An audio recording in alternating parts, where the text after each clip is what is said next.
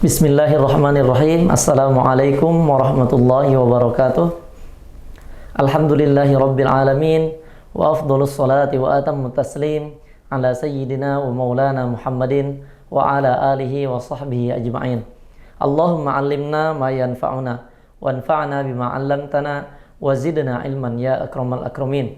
Allahumma la sahla illa ma ja'altahu sahla wa anta taj'alul hazna idza syi'ta sahlan sahla. Rabbi yasir wa la tu'asir, Rabbi tammim bil khair. Para sahabat yang dimuliakan Allah Subhanahu wa taala, di pertemuan yang lalu kita telah membahas muqaddimah Al-Imam Ghazali dalam kitab Bidayatul Hidayah, yang mana beliau rahimahullah taala mengingatkan kita tentang dorongan belajar. Dorongannya harus berupa dorongan yang baik. Jangan sampai dorongan ini adalah dorongan hawa nafsu, yang dorongan ini didominasi oleh setan. Dan kita akan tancapkan tujuan kita, niat kita. Jadi selain dorongan dari belakang, kita juga ke depannya harus mempunyai niatan yang bagus dalam belajar ilmu. Dan insya Allah akan kita mulai dalam pertemuan yang kedua ini. Qala rahimahullah ta'ala nafa'ana bi'ulumi bikum wa'alam anna nasa fi talabil ilmi ala thalathati ahwalin. Ketahuilah bahwasanya seseorang ketika menuntut ilmu itu ada 3 keadaan. Ini niatnya, tujuannya. Ada 3 hal. Yang pertama adalah rajulun talabal ilma liyattakhidha zadahu ilal ma'ad walam yaqsid bihi illa wajhallah wad daral akhirah fahadha minal faizin. Ada yang niat dan tujuannya baik. Kita semua yang mendengar video ini sedang mencari ilmu, sedang berjihad di jalan Allah Subhanahu wa taala. Insya Allah tidak ada yang nyari harta, tidak ada kita yang nonton ini nyari makan, enggak. Niat kita nyari ilmu. Tapi niat kita harus tulus karena Allah Subhanahu wa taala. Karena niat tulus ini, ketika niat kita memang tulus karena Allah Subhanahu wa taala dan memang tujuannya murni kita ingin mendapatkan kemenangan di hari akhirat, maka kita termasuk, kalau kita mempunyai niat yang seperti ini, termasuk golongan-golongan yang faizin, yang beruntung. Dia akan terbebas dari api neraka dan dia akan masuk kepada surganya Allah Subhanahu wa taala. Adapun golongan yang kedua, para sahabat sekalian, rajulun talabahu liyasta'ina bihi ala hayatihil ajilah wa yanala bihil izza wal jaha wal mal. Wa huwa alimun bidzalika mustasy'irun fi qalbihi rakakata halihi wa khissata maqsadihi. Fahadha minal mukhatirin. Ada kelompok kedua dalam niat menuntut ilmu ini, dia nyari ilmu agar masa depannya lebih cerah. Niat cari ilmu ada, dia ingin mendapatkan pekerjaan yang layak. Mencari ilmu, dia ingin mendapatkan uang. Dia ingin mendapatkan penghargaan dari orang lain. Ya katanya, ya kalau misalkan tidak belajar nanti mau makan apa saya? Mau dapat uang dari mana? Kalau misalkan saya tidak belajar, nanti orang-orang akan memandang saya apa? Oh, itu kan mencari ilmu bagus, tapi niatnya diiringi dengan niat-niat keduniaan. Dan itu wajar, manusiawi. Banyak yang niat-niat seperti ini. Sekolahan-sekolahan niatnya memang ingin sekolah di sini, niat dia ingin melanjutkan ke universitas, ke perguruan yang lebih tinggi, yang lebih layak, lebih bagus. Dia ingin kerja, mendapatkan pekerjaan yang layak. Tapi ini sebetulnya berbahaya. Niat-niat mencari ilmu, tapi dalam mencari ilmu ini dia sisipkan niat-niat dunia. Ini rugi. Kalau misalkan di dalam dirinya ada penyesalan, wa huwa alimun bidzalika mustasy'irun fi qalbihi rakakata halihi wa qissata maqsadihi fahadha minal mukhatirin. Kalau misalkan dia merasa di dalam dirinya itu ada rasa menyesal, memang saya merasa itu salah sih sebetulnya, tapi lemah dia, nggak bisa mau apa lagi, itu bahaya sebetulnya. Bahayanya dari mana? Bahayanya fa'in ajaluhu qabla taubati, maka khifa alaihi min su'il khotimah wa baqiya amruhu fi khotoril masyiah. Kalau orang seperti ini berbahaya. Berbahayanya kalau misalkan ajal tertimpa duluan. Ternyata sebelum dia bisa taubat, meninggal duluan. Innalillahi wa inna raji'un. Habis semua tujuannya untuk dunia, belum tersisa untuk akhiratnya. Maka bahaya ini, kehendak Allah Subhanahu wa taala, bisa saja Allah Subhanahu wa taala palingkan.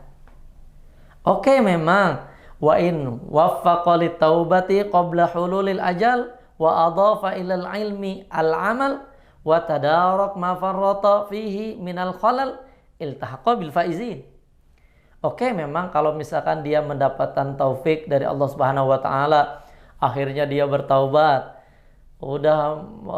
Dia mencari ilmu dulunya, kemudian dia bekerja sesuai yang dia harapkan. Ternyata alhamdulillah di akhir umurnya ternyata dia merasa, ternyata ilmu ini manfaatnya bukan untuk dunia saja. Ilmu ini ternyata untuk akhirat. Dia bertaubat kepada Allah Subhanahu wa taala. Dia kembali di jalan Allah. Yang terlewatnya mungkin ada fardu-fardunya yang terlewat, dia qadha. Yang sunnah-sunnah dia makin menjalankan banyak yang sunnahnya. Kalau seperti ini dia akan menyusul orang-orang yang faizin di golongan yang pertama. Kalau misalkan dia termasuk orang-orang yang menyusul kepada golongan-golongan yang pertama, fa innat taiba minadz-dzanbi kaman la dzanbalahu. Orang yang bertaubat seperti halnya orang yang tidak berdosa. Udah dianggap tidak ada dosa bagi Allah Subhanahu wa taala. Masya Allah, tabarakallah. Itulah Allah Subhanahu wa taala. Ketika kita melakukan kesalahan satu kali, Allah Subhanahu wa taala maafkan. Kedua kalinya Allah maafkan. Bahkan innallaha yuhibbut tawwabina wa yuhibbul mutatahhirin. Allah Subhanahu wa taala mencintai, yuhib. Beda dengan kita. Kita melakukan satu kali kesalahan, pertama dimaafkan. Ada kesalahan yang berikutnya lagi, ya dimaafkan, tapi ambil rasa dongkol. Tapi kalau Allah Subhanahu wa taala, makin kita kembali kepada Allah. Mungkin diantara kita yang selama ini niat belajarnya salah, kita perbaiki dari sekarang. Dari sekarang kita susul orang-orang yang niatnya bagus. Dari sekarang kita bertaubat kepada Allah Subhanahu wa taala. Maka akan Allah hapus dosa-dosa kita. Nikmat, sungguh nikmat. Kesalahan-kesalahan yang lalu, itu setan yang dulunya sudah senang, orang ini akan disesatkan. Ternyata ketika kita bertaubat, setan merugi langsung bangkrut itu setan. Kita beruntung, iltahaqa bil faizin, kita menyusul kepada orang-orang yang golongan pertama tadi, yang dibebaskan dari api neraka, yang menuju surganya Allah Subhanahu wa taala. Dan hati-hati para sahabat semuanya, ada golongan yang ketiga, wa rajulun tsalitsun istahwadza alaihi syaitan fattakhadha ilmuhu dzari'atan ila takatsuri bil mal wa tafakhuri bil jahi wa ta'azzuzi bi kathratil atba'. Ini yang ketiga ini lebih bahaya lagi. Dia ingin mendapatkan banyak pengikut, banyak followers.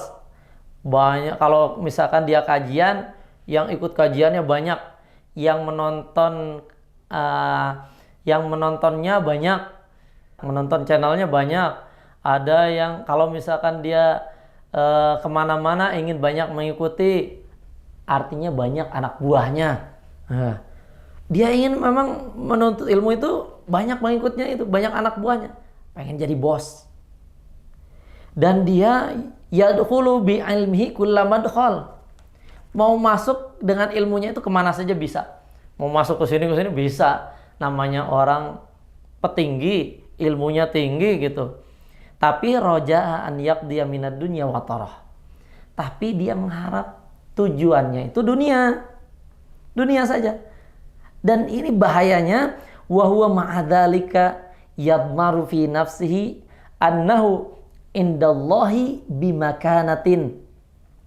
Dan bahaya, dia menyangka dirinya punya kedudukan di sisi Allah.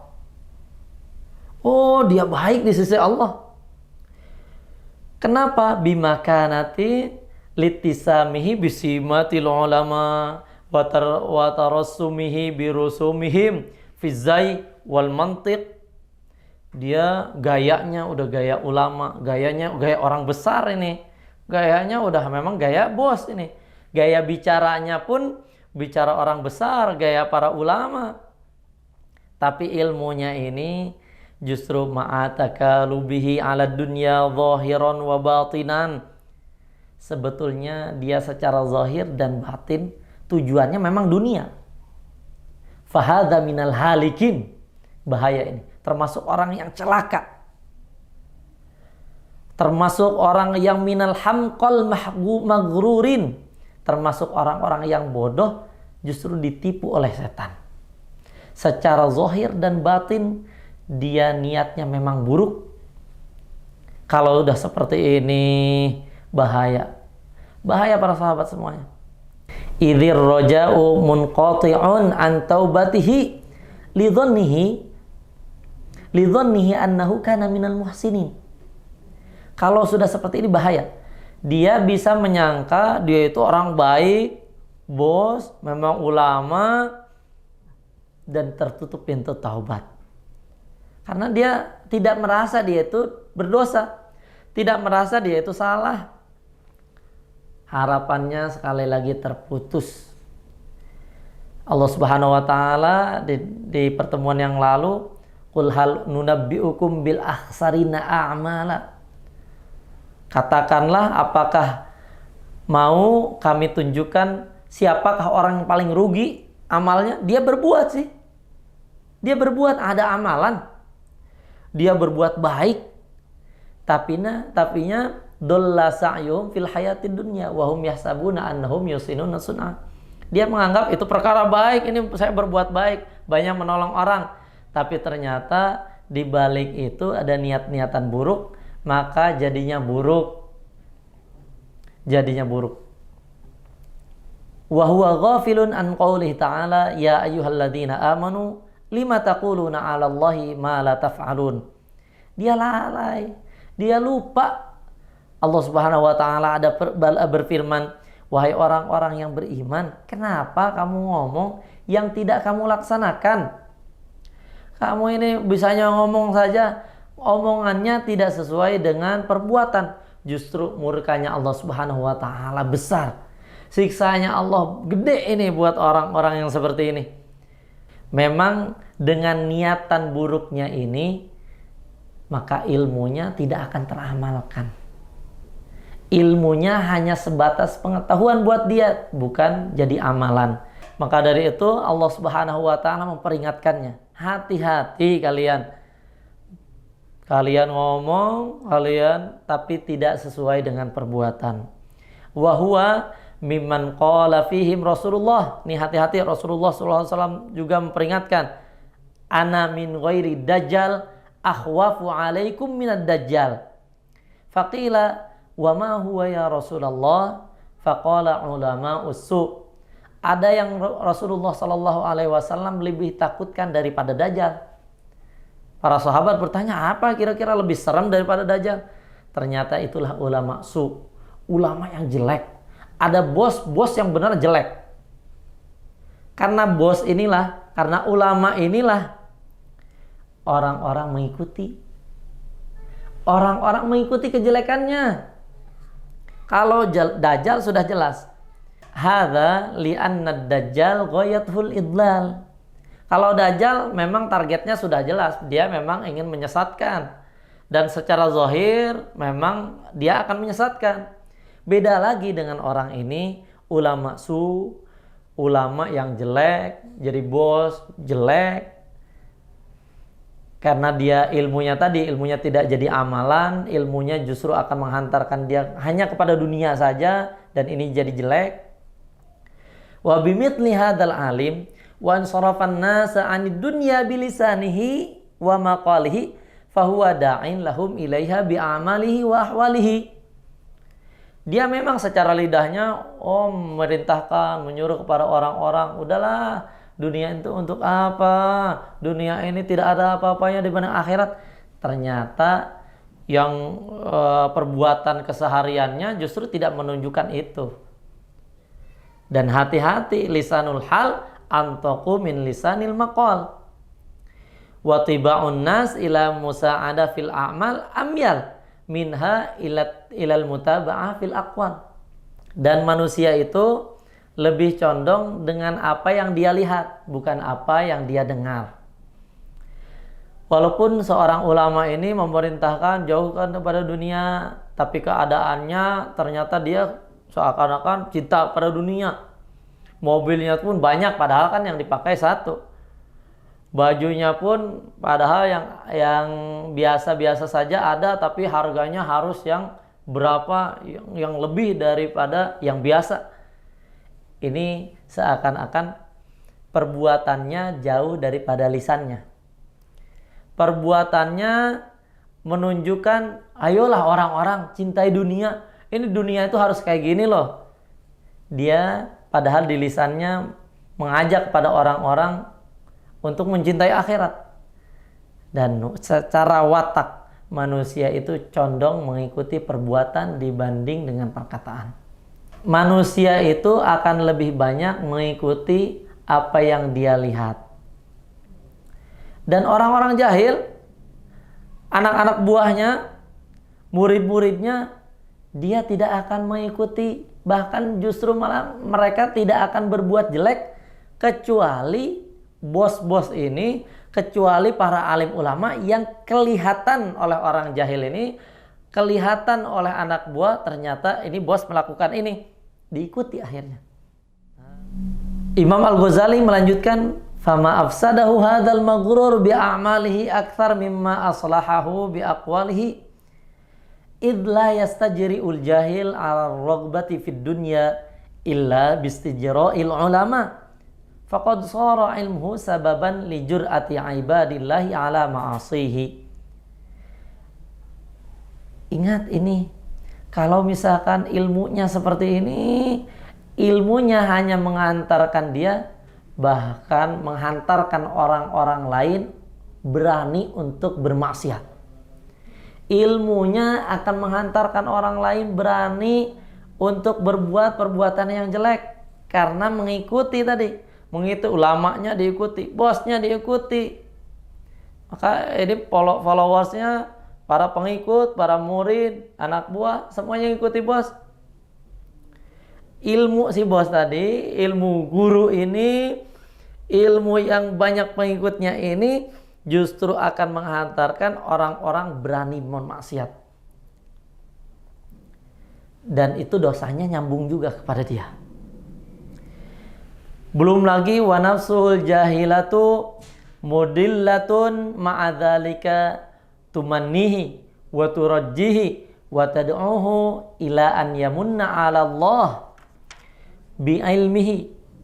Justru dengan dirinya itu, karena dirinya jelek, memang dia tidak tahu dia itu salah, dia tidak merasa tidak sadar dia itu salah, justru dirinya akan terus merayu. Dirinya itu penuh berharap, oh saya memang mulia di sisi Allah. Saya itu lihat aja banyak pengikutnya, berarti saya itu yang diagungkan, dibesarkan oleh Allah Subhanahu wa taala dengan ilmu saya. Itu karena ilmu saya, karena usaha saya. Hati-hati. Wa takhayyal ila nafsihi annahu khairun min katsirin min ibadillah. Dia merasa terbaik. Dia merasa menjadi orang yang terbaik. Hati-hati. Fakun ayyuhat talibu minal fariqil awwal. Jadilah kita, para pelajar, para pendengar, para penonton, jadilah kelompok yang pertama yang punya niat ikhlas karena Allah Subhanahu wa taala, tulus karena Allah Subhanahu wa taala. Wahdhar an takuna minal fariqi tsani. Hati-hati, kelompok yang kedua, walaupun dia memang ada harapan ya, tapi fakam min musawwifin ajalahul ajal qabla taubah fakhosir. Berapa banyak dia menanti-nanti, ya sudah, yang sekarang mah yang penting dunia dulu sajalah, kita kejar yang ada di depan kita. Dia melupakan akhirat tujuannya. Hati-hati, nanti takutnya ajal duluan. Dan kita tidak tahu ketika ajal duluan kita rugi. Apalagi wa iyyaka an takuna minal fariqits tsalits fatahlik. Halakan la yurja ma'ahu falahuka wa la yantadhiru salahuka. Hati-hati kelompok yang ketiga. Kalau kelompok yang ketiga udah tidak ada harapan lagi, itu udah hancur kita. Hancur ilmu kita sudah belajar ilmu, tapi justru akan menghancurkan agama kita, justru akan menghancurkan diri kita. Buntung kita dibuat dengan ilmu ini justru akan menambah dosa. Tadi orang-orang mengikuti kita, orang-orang maksiat, kita ikutan dosa, terus dosa kita malah bertambah, dan dosa-dosa itu naudzubillah akan menghantarkan ke neraka kalau seperti itu. Minal halikin, hati-hati, berbahaya. Fa'in qulta, yang terakhir ini Imam Al-Ghazali menanyakan, kalau kamu katakan fama bidayatul hidayah, lalu apakah itu bidayatul hidayah? Fama bidayatul hidayah li ujar riba biha nafsi. Apa nih? Sekarang bidayatul hidayah itu untuk menguji diri itu jadi apa saja? Fa'lam anna bidayataha dhahirutut taqwa wa nihayatuha batinatut taqwa. Fala aqibata illa bittaqwa wala hidayata illa lil muttaqin. Ketahuilah sekarang kita dibuka Bidayatul Hidayah, yang termasuk kitab ini, kitab Bidayatul Hidayah. Yang dimaksud dengan kitab Bidayatul Hidayah, Bidayatul Hidayah adalah zahirutut taqwa, takwa secara zahir, takwa secara terang-terangan, terlihat memang takwa. Nanti urusan batin nanti lagi. Sekarang yang penting takwa dulu secara lahir, secara terlihat kita bertakwa. Nah, takwa itu apa sekarang? Takwa itu sebetulnya wattaqwa ibaratun an imtithali awamirillah wajtinabi nawahihi. Takwa itu kan menjalankan perintah Allah, menjauhi larangannya. Itu kan jadi ada dua bagian. Fahuma qismani waha ana ushiru alaika bijumalin mukhtasiratin min zahiri ilmi taqwa fil qismaini jami'an. Dan saya, kata Imam Ghazali, akan menunjukkan dalam kitab ini yang pertama adalah zahirut taqwa, melaksanakan perintah Allah secara zahir dan menjauhi larangan Allah secara zahir saja dulu. Ini kita akan ditunjukkan oleh Imam Ghazali. Dan wa ulhiqa qisman tsalitsan liyasira hadzal kitab jami'an mughniyan wallahul musta'an. Dan nanti akan ditambahkan kepada bagian yang ketiga, bukan hanya takwa secara zahir tapi takwa secara batin, karena memang hidayah itu untuk orang-orang yang bertakwa. Maka para sahabat, mari kita amalkan untayan penuh hikmah dari Imam Al-Ghazali rahimahullah ta'ala. Dalam muqaddimah ini kita dorong diri kita dari belakang dan kita tetapkan, tancapkan niatan ke depan, niat dan tujuan yang baik di depan. Maka kita perbaiki sebelum kita melanjutkan ke bab yang selanjutnya. Perbaiki niat kita. Mudah-mudahan Allah Subhanahu wa taala menggolongkan kita termasuk orang-orang yang bertakwa. Mudah-mudahan takwa secara zahir dan batin. Mudah-mudahan bisa kita amalkan. Wabillahi taufiq wal hidayah wal ridha wal inayah. Assalamualaikum warahmatullahi wabarakatuh.